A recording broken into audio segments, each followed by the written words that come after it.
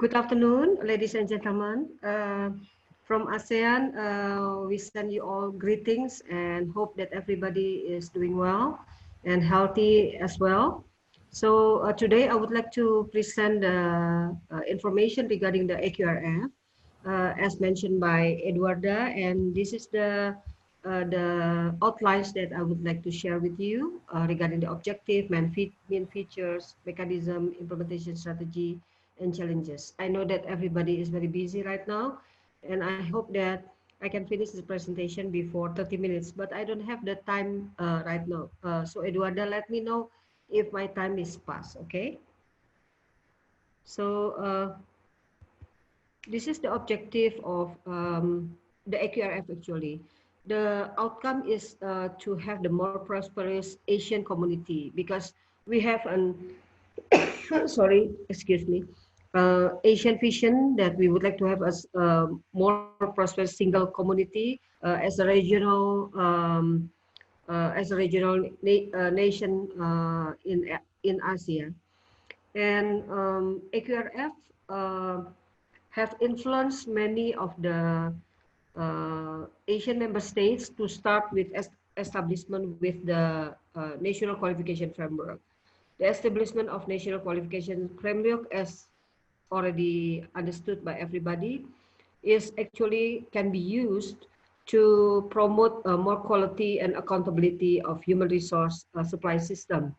So far, for example, for the case of many Asian countries that have a very large population like Indonesia, Thailand, Philippines, I guess three of these are very large community population. We have thousands of higher education institution like Indonesia. We have about like 4,700 higher education in this country alone, and then 16,000 providers for trainings, etc. And they don't have any ladder to refer for the quality, for the qualifications. So the development of national qualification framework is actually to promote the more quality and accountability. And when we have that, that's develop the mutual trust and respect among the Asian member states. Everybody can understand the system of the quality assurance, the system of education of each country, and we understand the challenges of that. So it start generating the mutual trust, and then based on that, the respect and recognition come along with that. And if we have that, then we would like to have a better mobility of students and workers, especially for the community. Many of Asian member states, students or workers would like to work not only in Asian countries, because in Asian countries we have a similarity of food, of culture, etc. And they would like to have better opportunity for the international influence views or something like this. So they like to work and study in Europe, in Africa, in Mid East, in Australia, New Zealand, United States, etc. But because the vision is for Asian communities, then these 10 member states would like to have a stronger condition for all of us, for all the 10 member states. We don't want to have only Singapore that is very high, and then the other member state is left behind. With doing this, we ask Singapore to let us know what things that need to be done to have a better quality education, for example, and we learn from each other. That's the best thing to have this AQRF along the way. And then if that's happened, the mutual trust happened when somebody from any AMS working in some country, for example, family Indonesian workers, professionals go to Brunei and they bring the family there. So they understand the qualification in the Brunei system, education system. They will be able to understand where our children will go to school. And then they come back to Indonesia again, what is the qualification that they have after they go to Brunei, for example. So that's actually the purpose of this AQRF. And then this is a specific purposes. So with the AQRF, we have a communication platform for explaining member states qualification system. You know, every AMS have different qualification systems. Some of AMS following United States system, the other following European system or Commonwealth system. The other one is combining both systems, etc. So using the AQRF, we have a communication platform for that. And the AQRF also becoming a facilitator for mutual support of national qualification system in ASEAN, as I mentioned, because the regional is already there, then this regional send a message to the national, well, there's already a regional one. Why don't you make for your national qualification yourself? Something like that. And as I mentioned, that is for mobility, for employment appropriate to qualification within the ASEAN and beyond. The outcome is actually to build an Asian zone of trust that facilitate mutual recognition of jobs and skill qualification in the Asian labor market and the mobility of persons. So this is the main features of the AQRF framework. This is a reference framework. We have a consensus that we don't want to change or influence national qualification framework. This is just a reference. That's the consensus of us. But even though there is a consensus, as you may see, all the AMS that develop their qualification framework after the Asian qualification framework is there, usually following this framework. They don't develop, for example, because this is the features. We have 8 level. The 8 is the highest level qualification, and because we have this 8, the later AMS that develop the national qualification framework usually following the AQRF. So even so, in consensus, we said we don't want to influence your qualification, national qualification in your country. You are free to develop your own level or something like that. But in fact, factually, this AQRF helps the AMS who has not developed the national qualification framework to follow just this, because it's already regional. And this is the mechanism. So the mechanism is we would like to building first the national qualification framework, and then we follow for the regional qualification framework. Right now, UNESCO starting to have a world reference level or something like that. This is ongoing project that might be as another reference that we will look at that. The national qualification framework has influenced very much with the national community, and because we are following the regional qualification framework, then we start entering the regional community. Now, for really doing the mobility, as I mentioned, we have to have a mutual recognition, mutual trust. And this only happening if we have a national qualification agency, national qualification authority, national quality assurance system that is very robust, that is very good and trustworthy. Without the national quality assurance system, I think the mutual trust is not there. So that's another wonderful thing coming from the AQRF. Once the AQRF is being established, it sends a signal to all Asian member states that every country start to look at their own quality assurance system more vigorously to make the system more robust, so that everybody will trust everybody in the regional community. So the implementation right now for the AQRF is like this, but we have so many other things that we will do. But for the first stage, we implement the AQRF for the referencing processes. so that it will become a communication platform for everybody.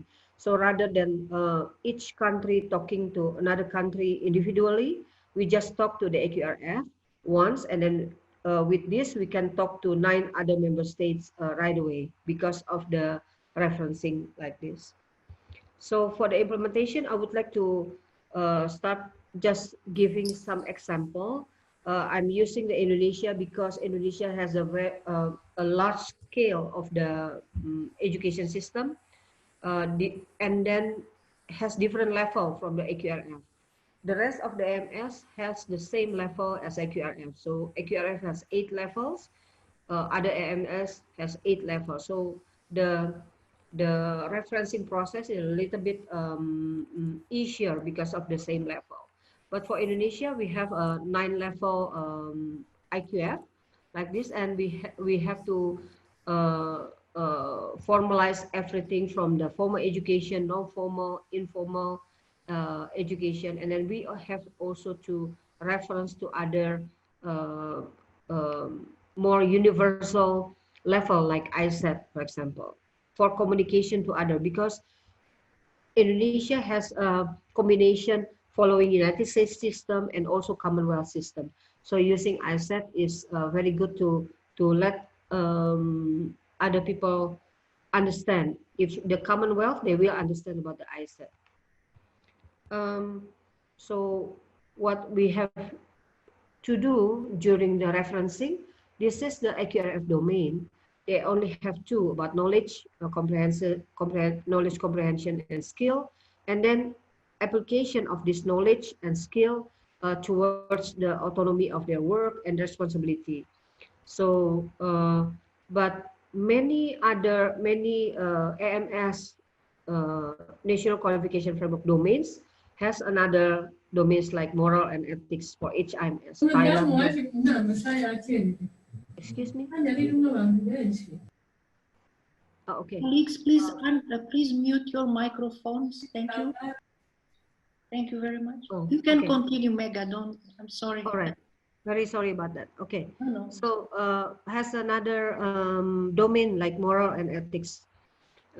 Beside the work competencies responsibility like this, the knowledge work competency is the including to this domain, 2 domains. But moral and ethics are very strong in Asian member states. Every national qualification framework has that. But in the regional framework, we put this moral and ethics in the application. When we have a responsibility in application, is already embedded for the moral and ethics domains.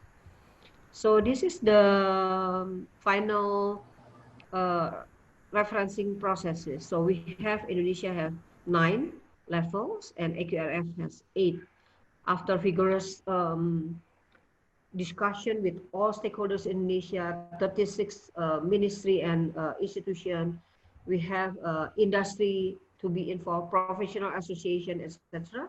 This is the most accepted best fit condition for Indonesia. So there is 2 level 3 and 4 that is close to level 3. For level 3 itself is a little bit the same with level 3. The 4 is a little bit more than 3, but cannot reach the level 4, the AQRF. So what is the next implementation that is very important? So right now, 4 countries big with the biggest population, Indonesia, Philippines, Malaysia, Thailand, has already reference to the AQRF. That's why we can talk to each other using the AQRF level actually. So with this, for example, level 4 in Indonesia will be the same, will be equivalent to level 3 in Malaysia, for example, because Malaysia is also have 8 levels, Philippines has 8 levels, and then Thailand also changed from 5 levels to 9 levels, and then finally to 8 levels. So by doing this, we can talk to each other using the AQRF. The best thing about this referencing is the criteria 11 for the referencing, that following the referencing processes, all certification and awarding bodies are encouraged to indicate a clear reference to the appropriate AQRF level on the new qualification certificates, diplomas issues. So by doing this, we not only put the stamp for the country, but also stamp for the ASEAN if the country would like to use it um, for a better communication platform. So this is our strategy, the next strategy, that after the AMS doing the referencing to the AQRF, then AQRF will start talking with the AQF, will start talking with the New Zealand, etc. So that the communication is becoming larger and larger. Rather than talking one nation to another, hundreds of nations. So this is the best strategy. We talk to regional, and then regional talk to the regional. What is the challenge of this? What we do? There's lots of challenges. This is just four that I mentioned. We have diversity and disparities, many in qualification, in government regulation, in quality culture, and also institution and program. But we understand that we can talk through the quality assurance system and agency. So if we have a robust quality assurance system that is trustworthy, I think the qualification and then quality culture will provide the mutual trust and mutual recognition that is needed for all of us. So just to give you some information, we have three types of the qualification framework in AMS. Type 1 is supply side. I think mostly everybody using this type 1 supply side, which is education in the country, is giving the having a learning outcomes, and those learning outcomes is leveling to the qualification framework. Type 2 is demand side. It's not talking about the education. It's talking about the demand of the human resources there. What kind of qualification is being utilized in that country. So I will talk about these two. And then this, the third one is combination, a neutral reference for supply and demand sides. So this is, for example, the first type 1 is I give the example about Malaysia, and then Philippines, and Thailand, right? This is Thailand. So as you can see here, Malaysia, for example, they talk about the learning outcomes of the supply sides, the education system there. They have a training center, they have trainings, courses, and then also the degree, and then they put it learning outcomes into the levels. As you see, most of this qualification framework does not recognize different sector at the highest level like this. Okay, so this is the same like Philippines. Okay, for level 6, 7, 8 must be for the higher education. This is all talking about the education system, the supply push, supply push of the country. What is the education system there? What is the learning outcomes? And then they make a leveling on that one. And this is, for example, for Thailand qualification framework. In the beginning, they have a 5 level for the higher education, starting from advanced diploma until doctoral degree. So finally, after we have AQRF, they change. No, before we have the AQRF, this is the level up to 9, following like Indonesia.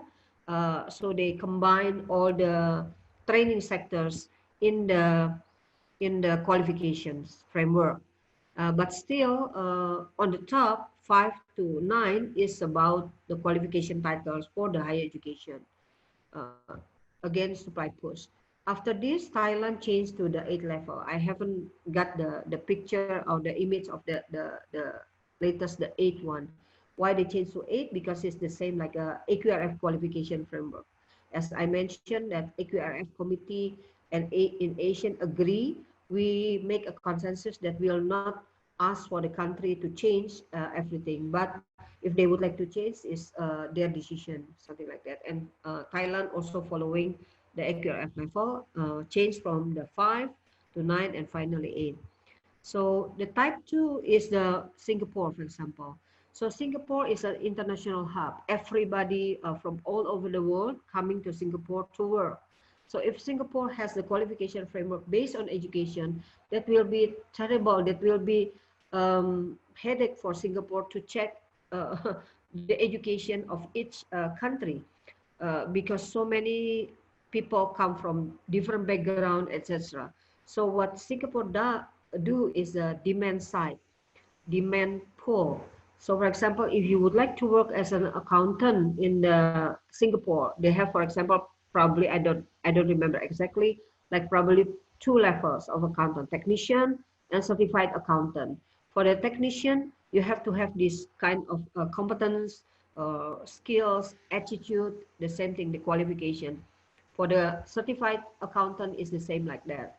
So they don't care about your education background. But if you would like to work in Singapore, then you have to have this qualification. For example, Singapore will not talk about the education becoming a medical doctor, but they will have a qualification for medical doctor. If you would like to work in Singapore, this is the qualification of the medical doctor. So they have the demand pull system qualification. So this demand pull qualification, they cannot have a national gathering like that, because each sector have difference. For example, this sector of the professional have 3 levels, the other one has 5 levels, the other one has 2 levels. They don't talk to each other. It's just for their own sectors. So this is the type 3. The type 3 is for Indonesia. For my country, we only have this 1 to 9, like EQF, like AQRF. So this 1 to 9 is free from the education background. They can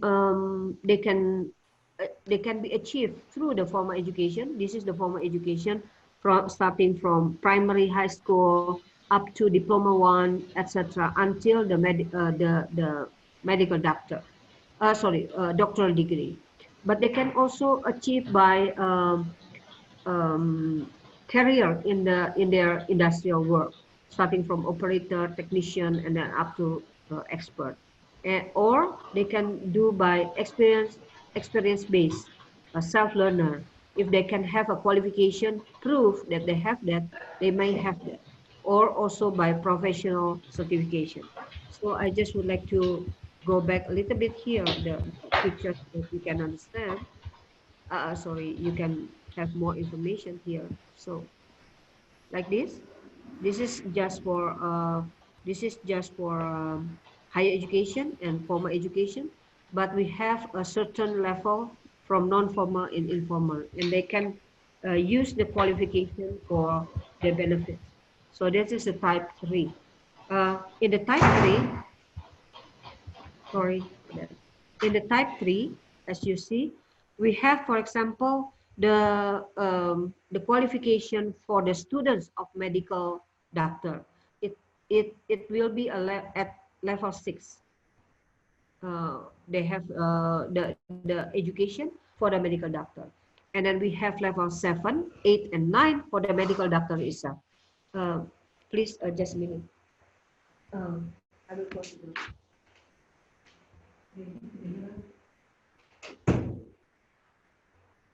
Sorry for that. I just closed the door so that it will not bother you. So, uh, so the framework has both sides, the supply and demand pull. We have the level for the medical, the graduate of the medical medicine, but we also have the level for the medical doctor itself. As I said, the medical doctor, the general education for the medical doctor in level 6. But once you become a general medical doctor, it will be level 7. The specialized can be like level 8 and 9. The general education for becoming engineer is level 6, but the engineer can be level 7 and level 8, for example, like that. So this framework accommodate for all people in Indonesia, because for Indonesia, only 28% up to 30% people, young person that can go to higher education here. The rest are here. The rest are here. So we are also caring for that 60 something percent of Indonesian young people that cannot go to the higher education, formal education, but they are very have a qualification. They are expert on they are doing. Especially, for example, in the terms of the arts in Bali.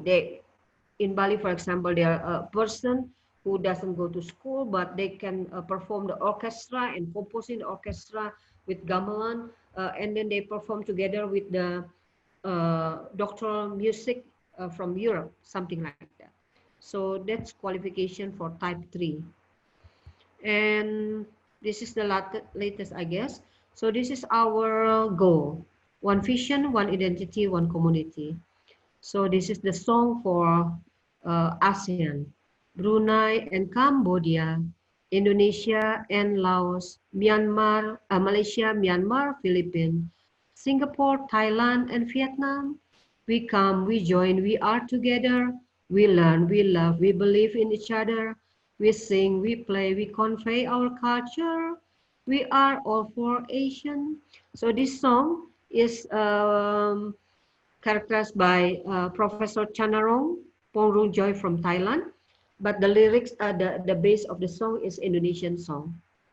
So thank you. I hope that that's explained about the AQRF, and hopefully not taking too much time, Eduarda. I give it back to you. Thank you.